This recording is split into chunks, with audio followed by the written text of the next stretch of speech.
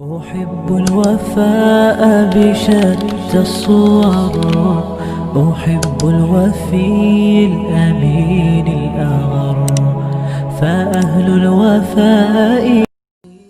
تھوڑا حیا کے خلاف مسئلہ ہے، لیکن آج کی نئی نوجوان نسل جو ہے اس میں بہت زیادہ مبتلا ہو رہی ہے، جس کو اورل سیکس کہا جاتا ہے. اور میں نے جیسے عرض کیا کہ شرعی مسائل میں چاہیے اور اس کو بیان کرنا یہ ہماری ذمہ داری ہے. تو یہ چیز بھی انگریزی فلموں سے اور فحش فلموں سے ہماری نئی نسل میں بہت تیزی سے سرایت کر رہی ہے، اور لوگ اس بارے میں علماء سے بہت زیادہ مسائل پوچھتے ہیں، خواتین بھی پوچھتی ہیں جو اس میں مبتلا ہیں. تو اس کا بھی مسئلہ یاد رکھیں کہ اللہ تعالیٰ نے حالت حیض میں زوجہ سے ہم بستری کو حرام قرار دیا کیونکہ اس میں گندگی ہے. باپ دیکھیں کہ وہ گندگی اس درجے کی نہیں ہے جتنی اورل سیکس میں گندگی ہوتی ہے. اگر اس میں ڈسچارج ہو جائے بندہ، انسان جو ہم بستری کرنے والا ہے زوجہ سے، وہ منہ میں ڈسچارج ہو جائے، تو آپ سوچیں کہ اللہ تعالیٰ شرمگاہ کو گندگی سے بچا رہے ہیں، جس کی وجہ سے حیض کی حالت میں ہم بستری کو حرام قرار دیا. تو منہ جس سے انسان کھانا کھاتا ہے، جس سے کلمہ پڑتا ہے، اور جو انسان کے جسم میں سب سے اشرف عضو ہے، سب سے زیادہ معزز اور مکرم عضو ہے، اس میں ایسی گندگی کو ڈالنا کہاں سے جائز ہو سکتا ہے، کہاں سے حلال ہو سکتا ہے؟ تو آج بعض متجدد قسم کے لوگ جو ہے نا اس کو حلال قرار دے رہے ہیں، تو یہ بالکل غلط ہے.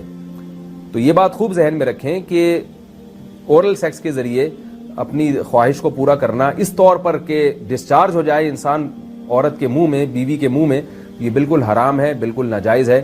کیونکہ منی ایک غلیظ اور ناپاک اور گندگی ہے، اور ناپاک اور نجس چیز ہے. بعض حضرات یہ کہتے ہیں کہ منی پاک ہے، مگر یاد رکھیں منی کے پاک ہونے کے دلائل مضبوط نہیں ہیں، منی کے ناپاک ہونے کے دلائل بہت مضبوط ہیں. سب سے پہلی دلیل قرآن مجید میں آتا ہے الم نخلقکم من ماء مہین، ہم نے تمہیں غلیظ اور پلید پانی سے پیدا کیا ہے، ذلیل پانی سے پیدا کیا ہے. تو اس میں بھی اشارہ ہے کہ منی ناپاک چیز ہے. دوسری بات یہ کہ حدیث میں آتا ہے کہ کنت افرق المنی من ثوب رسول اللہ صلی اللہ علیہ وسلم ثم یصلی فیہ. حضرت عائشہ رضی اللہ تعالی عنہ فرماتی ہیں کہ رسول اللہ صلی اللہ علیہ وسلم کے کپڑوں پر اگر منی لگی ہوتی تھی، صحیح بخاری کی حدیث ہے، میں اس کو کھرچ کے صاف کرتی تھی، پھر آپ صلی اللہ علیہ وسلم اس میں نماز پڑھا کرتے تھے. اب بعض حضرات نے یہاں سے استدلال کیا ہے کہ منی اگر ناپاک ہوتی تو حضرت عائشہ اس کو دھوتی، کھرچ کے صاف کرنا اس کی علامت ہے کہ منی پاک ہے. لیکن یہ بات غلط ہے. اگر منی پاک ہوتی تو حضرت عائشہ کو کھرچنے کی ضرورت نہیں تھی. بات یہ ہے کہ وہ نجاست جس کا ایک باقاعدی جسم ہوتا ہے اور وہ کھرچ کے جسم سے یا کپڑوں سے الگ ہو سکتی ہے، تو اس نجاست کو پاک کرنے کا طریقہ یہ ہے کہ اس کو کھرچ دیا جائے. ناپاک تھی تبھی تو حضرت عائشہ رضی اللہ تعالی عنہ اس کو باقاعدہ کھرچ رہی ہیں اور دور کر رہی ہیں. اور گیلی منی کو یہ ثابت ہے کہ حضرت عائشہ رضی اللہ تعالی عنہ آپ صلی اللہ علیہ وسلم کے کپڑوں سے دھویا کرتی تھیں اور آپ صلی اللہ علیہ وسلم اس میں نماز پڑھا کرتے تھے. حضرت عمر رضی اللہ تعالی عنہ کے دور میں کسی شخص کو احتلام ہوا تو اس نے اپنے پورے جو ہے نا وہ کپڑے دھوئے، تو حضرت عمر نے اس کو منع کیا، فرمایا کہ اتنا کافی تھا کہ اس جگہ کو تم دھو لیتے. تو اس میں بھی حضرت عمر اس کو باقاعدہ دھونے کا حکم دے رہے ہیں. کسی بھی صحابی نے اعتراض نہیں کیا کہ یا امیر المومنین آپ ان کو دھونے کا حکم کیوں دے رہے ہیں، منی تو پاک ہے. تو منی کے جو ناپاک ہونے کے دلائل ہیں وہ بہت مضبوط ہیں. باقی اس کو جو کھرچنے کا حکم ہے وہ اس لیے کہ منی کے پاک جو اگر خشک ہو جائے تو وہ کھرچ کے بھی پاک ہو جاتی ہے، اس کو پھر دھونا ضروری نہیں ہوتا. اس کی مثال ایسے جیسے حدیث میں آتا ہے، صحابہ کرام فرماتے ہیں کہ ہمارے تلواروں میں دشمن کا خون لگا ہوتا تھا تو ہم اس کو زمین پہ اچھی طرح رگڑ کے اسی کو لٹکا کے نماز پڑھتے تھے. تو دیکھیں خون بھی ایسی چیز ہے کہ جو سوکھنے کے بعد اس کی ایک پاپڑی سی جم جاتی ہے. تو حالانکہ خون کو بھی ناپاک مانا جاتا ہے، جمہور علماء کے ہاں خون ناپاک چیز ہے، لیکن صحابی کیا کر رہے ہیں، اس کو رگڑ کے زمین پہ اور جو اس کو اچھی طرح رگڑ کے جب اس کا اثر زائل ہو گیا تو اسی کو لٹکا کے نماز پڑھ رہے ہیں. تو جیسے خون ناپاک ہونے کے باوجود رگڑنے سے پاک ہو جاتا ہے، اگر کسی ایسی چیز پہ لگا ہو جو لوہے یا ایسی سخت چیز پہ، تو ایسے ہی منی اگر کپڑوں پہ لگی ہو، خشک ہو جائے تو اس کو اچھی طرح جب کھرچ دیا جائے تو وہ پاک ہو جاتی ہے. لیکن اس سے یہ ثابت نہیں ہوتا کہ منی پہلے سے ہی پاک ہے. ایک اور دلیل منی کے ناپاک ہونے کی یہ ہے کہ جو مدی ہے، ٹرانسپیرنٹ پانی جو مرد کے جسم سے نکلتا ہے، وہ اگر جسم سے نکل جائے تو وضو فرض ہو جاتا ہے، اور منی نکل جائے تو غسل فرض ہوتا ہے. اب یہ کیسی بات ہے کہ مدی کے نکلنے سے جس سے وضو فرض ہو رہا ہے وہ تو ناپاک ہے، اور منی نکلنے سے جب غسل فرض ہو رہا ہے بڑی والی طہارت، اس کو ہم پاک قرار دیں. اس لیے امام ابو حنیفہ رحمہ اللہ تعالیٰ کا مذہب منی کے بارے میں کہ یہ نجاست غلیظہ ہے، اور امام مالک کا بھی یہی مذہب ہے. یہ مذہب بہت دلائل کے لحاظ سے قوی ہے. تو اس لیے عورت کے منہ میں ڈسچارج ہونا یہ بالکل حرام ہے, ناجائز ہے, گندگی ہے, اسلام میں اس کی قطعاً اجازت نہیں ہے. اور اگر ان ائمہ کا مذہب لیا جائے جو منی کو پاک سمجھتے ہیں, اس لیے میں یہ عرض کر رہا ہوں کہ بعض حضرات نے اس پہ فتویٰ دیا ہے کہ یہ چونکہ پاک ہے لہذا اگر یعنی کوئی شخص منہ میں بھی ڈسچارج ہو جائے تو یہ بھی جائز ہے. یہ 100% غلط فتویٰ ہے, اس لیے کہ جو حضرات اس کو پاک کہتے ہیں وہ بھی اس کو خبائث میں داخل کرتے ہیں, حرام چیزوں میں داخل کرتے ہیں. اس کا کھانا یا اس کا منہ میں ڈالنا وہ بھی جائز نہیں کہتے, تو اس لحاظ سے بھی یہ ناجائز ہے اور بہت ساری بیماریوں کا ذریعہ بھی ہے. دوسرا مسئلہ یہ ہے کہ اگر کوئی ڈسچارج نہیں ہوتا اورل سیکس کے ذریعے تو اس کا شرعی حکم کیا ہے؟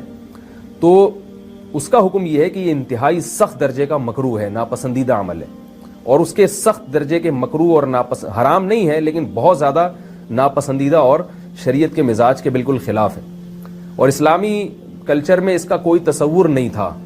یہی وجہ ہے کہ فقہائے کرام کے ہاں اس چیز کا تذکرہ بہت ہی محدود پیمانے پر ملتا ہے. یہ اس کی علامت ہے کہ مسلمان معاشرہ اس چیز سے بالکل بھی واقف نہیں تھا کہ یہ کیا ہوتا ہے. تو یہ چیز غیروں سے آئی ہے, غیر مسلموں سے ہمارے معاشرے میں, جو ان کی موویز دیکھ دیکھ کے, فحش فلمیں دیکھ دیکھ کے نوجوانوں میں اس چیز نے سرایت کیا, ورنہ یہ انسان طبی طور پر اس عمل سے بہت زیادہ نفرت کرتا ہے. کوئی بھی شریف الطبع آدمی ذہنی طور پر اس کے لیے تیار نہیں ہوگا. تو میں پھر بھی یہ کہہ رہا ہوں کہ بہرحال علماء اس کو ناجائز اور حرام نہیں سمجھتے, اس لیے کہ میاں بیوی ایک دوسرے سے جس طرح سے چاہیں استمتاع کر سکتے ہیں, لیکن سخت ناپسندیدہ بہرحال ہے اور مکروہ چیز ہے, اور اس قابل نہیں ہے کہ اس کی حوصلہ افزائی کی جائے. یہ اس کے بارے میں ہے کہ جب یعنی جو ہے وہ ادخال کیا جائے اس فم کے اندر, اس جو ہے مرد اس میں باقاعدہ جو ہے وہ تلذذ حاصل کرے. اگر ایسا نہ ہو بلکہ باہر سے استمتاع کیا جائے, جیسے بعض جگہ ایسا ہوتا ہے کہ کیا نام ہے, عورت کو اس چیز سے گھن آتی ہے کہ وہ اپنے منہ میں اس گندگی کو لے کر جائے, تو پھر بعض شوہر زوجہ کو مجبور کرتے ہیں کسنگ وغیرہ پر, تو یہ کم درجے کی کراہت ہے. یعنی یہ بھی ناپسندیدہ تو ہے مگر یہ اس درجے کا مکروہ, اس درجے کا ناپسندیدہ نہیں ہے. دوسری بات یہ کہ یہ جو میں نے پوری ڈیٹیل بیان کی ہے یہ اس صورت میں ہے اس کے مکروہ اور ناپسندیدہ ہونا کہ عورت اس کے لیے ذہنی طور پر آمادہ ہو. یہ بات خوب یاد رکھیں, اگر عورت کو اس عمل سے گھن آتی ہے تو پھر مرد بیوی کو اس کام پر مجبور ہرگز نہیں کر سکتا, کیونکہ یہ نکاح کے جو ایگریمنٹ ہے, مقتضیات ہیں, اس کے خلاف ہے. یعنی یہ اس میں داخل نہیں ہے. عورت اپنے آپ کو ہم بستری سے تو نہیں روک سکتی, مرد جب چاہے گا بیوی سے ہم بستری کر سکتا ہے, عورت کو اجازت نہیں ہے, لیکن خاص اس عمل سے عورت مرد کو روک سکتی ہے اگر وہ ذہنی طور پر اس کے لیے آمادہ نہیں ہے. یہ تو میں نے اورل سیکس سے متعلق کچھ فقہی احکام بیان کیے ہیں. دوسری بات یہ, اس کا بھی مسائل پوچھے جاتے ہیں کہ بعض مرد اپنی زوجہ کو مجبور کرتے ہیں غیر فطری طریقے سے ہم بستری کرنے پر, پچھلے راستے پر ہم بستری کرنے پر. تو یہ بات یاد رکھیں کہ ایسی صورت میں عورت پر اصل حکم یہی ہے کہ وہ ایسے مرد سے طلاق لے لے اور اس کو اپنے قریب نہ آنے دے, کیونکہ اس میں نقصان یہ ہوتا ہے کہ اگر عورت اس کام کی مرد کو اجازت دے دے تو کچھ وقت کے بعد اس کی اپنی نیچر تبدیل ہو جاتی ہے, اپنی فطرت بدل جاتی ہے, اور اسے اسی اس غیر فطری کام میں لذت آنا شروع ہو جاتی ہے. تو اپنے آپ کو گندگی سے بچانا یہ بہت ضروری ہے. اور اگر وہ یہ سمجھتی ہے کہ طلاق کے بعد اس کے دوبارہ نکاح نہیں ہوگا, اس کی زندگی تباہ نہیں ہوگی, تو پھر سخت مجبوری میں اگر مرد اس کو دھمکیاں دیتا ہے مارنے کی یا طلاق کی, تو ایسی مجبوری میں پھر اللہ کی رحمت سے امید ہے کہ گناہ صرف مرد کے کندھوں پر ہوگا. ایک اور علمی نقطے کی بات ہمیں یہ پتہ چلتی ہے اس آیت میں کہ نساؤکم حرث لکم, اللہ تعالیٰ نے نکاح کا بنیادی مقصد حرث بتایا ہے, یعنی نسل بڑھانا. تو یہ جو فیملی پلاننگ والے آج جس دعوت کو لے کے چل رہے ہیں کہ بچے 2 ہی اچھے, یہ جو پوری دنیا میں ایک تحریک چل رہی ہے, یہ قرآن و سنت کے 100% خلاف ہے. قرآن کے واضح نصوص اور احادیث تو اس بارے میں بہت ہی تفصیل سے ہیں.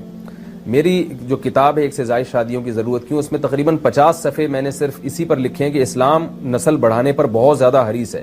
اسلام چاہتا ہے کہ مسلمانوں کی نسل بڑھے, اور اس پر جو لوگوں کے اعتراض ہوتے ہیں کہ رزق کی تنگی ہوگی, تربیت نہیں ہو سکے گی, اس تحریر میں ان تمام باتوں کے جوابات ہیں.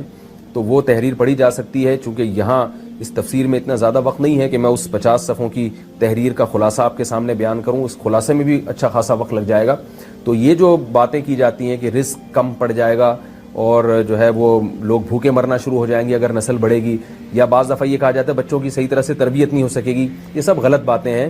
یہ اس کو کہتے ہیں نقطہ بعد الوقوع, کہ ایک کام الٹا پہلے ہم نے کر لیا ہے, اب اس غلط کام کو صحیح کرنے کے لیے ہم بہانے تلاش کر رہے ہیں. تو تو یہ نسل مسلمانوں میں جو کم ہوئی ہے اس لیے نہیں ہوئی ہے کہ بچوں کی تربیت نہیں ہو رہی تھی، بلکہ یہ میڈیا کے ذریعے جو پروپیگنڈا ہوا ہے اس پروپیگنڈے سے متاثر ہو کر 2 بچوں والی پالیسی پر لوگ آ رہے ہیں. اب جب آ رہے ہیں تو اس کے پھر جو ہے نا وہ اس کو صحیح کرنے کے، اپنے غلط کام کو صحیح کرنے کے لیے بہانے تلاش کیے جا رہے ہیں کہ بھئی تربیت نہیں ہو سکتی یا اس آمدن میں ہم گزارا نہیں کر سکتے. تو یہ سارے دلائل کا جواب آپ کو میری انشاءاللہ اس تحریر میں ملے گا. بہرحال ہم چونکہ مسلمان ہیں، قرآن کو مانتے ہیں، سارے دلائل ایک طرف اور قرآن و سنت ایک طرف. جب اللہ تعالیٰ نے ہمیں بتا دیا کہ نساؤکم حرث لکم، عورت کا بنیادی مقصد دیگر جیسے بہت سارے مقاصد ہیں، ان میں ایک بہت بڑا مقصد کیا ہے کہ وہ نسل بڑھانے کا ذریعہ بنتی ہے، تو اس سے ہم بستری بھی اسی نیت سے ہونی چاہیے کہ تمہارے ہاں اولاد پیدا ہو، نہ یہ کہ اس نیت سے ہو کہ اولاد کو تم روکو. باقی اولاد روکنے کے فقہی حکام کیا ہیں، کن صورتوں میں وقتی ضرورت کے پیش نظر اولاد آپ روک سکتے ہیں، وہ ضرورت پڑنے پر آپ علماء سے پوچھ سکتے ہیں، وہ کتابوں میں لکھے ہوئے.